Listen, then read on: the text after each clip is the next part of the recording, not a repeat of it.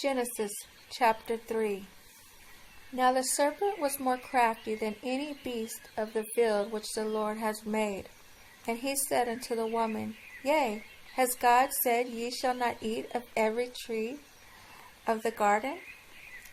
And the woman said unto the serpent, We may eat of the fruits of the tree of the garden, but of the fruit of the tree which is in the midst of the garden, God has said, Ye shall not eat of it, neither shall ye touch it, lest ye die.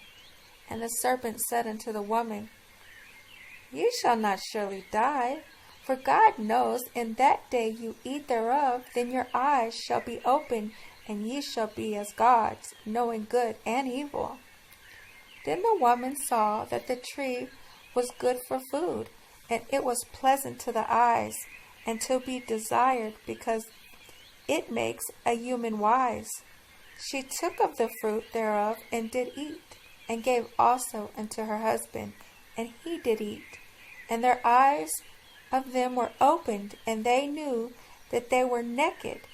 And they sewed fig leaves together, and made themselves aprons. And they heard the voice of the Lord God walking in the garden in the cool of the day, and Adam and his wife hid themselves from the presence of the Lord amongst the trees in the garden.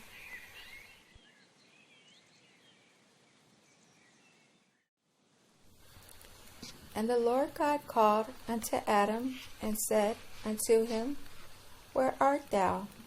And Adam said, I heard thy voice in the garden, and I was afraid, because I was naked, and I hid myself.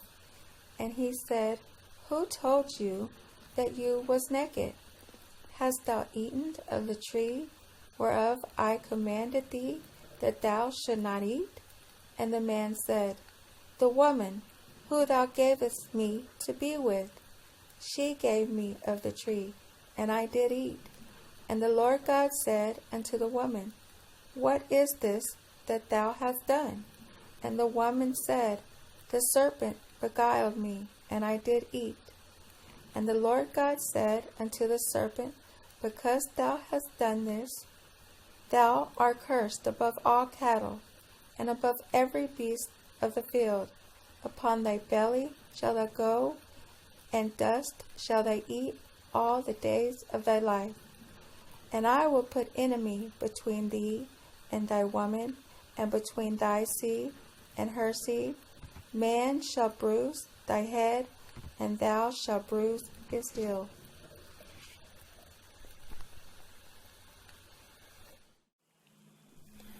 Unto the woman he said, I will greatly multiply thy sorrows and thy conception. In sorrow thou shalt bring forth children, and thy desire shall be to thy husband, and he shall rule over thee. And unto Adam he said, Because thou hast hearkened unto the voice of thy wife, and hast eaten of the tree in which I commanded thee, saying, Thou shalt not eat of it, cursed is the ground for thy sake. In sorrow shalt thou eat of it all the days of thy life.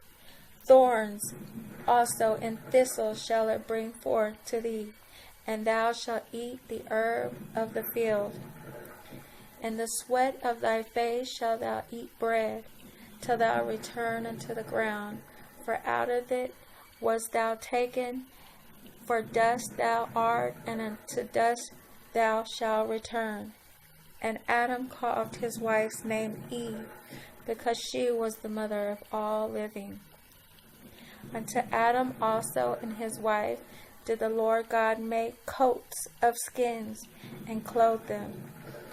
And the Lord God said, Behold, the man is become as one of us, to know good and evil. And now lest thou put forth his hand, and take also of the tree of life, and eat and live forever. Therefore the Lord God sent him forth from the Garden of Eden, to till the ground from where he was taken.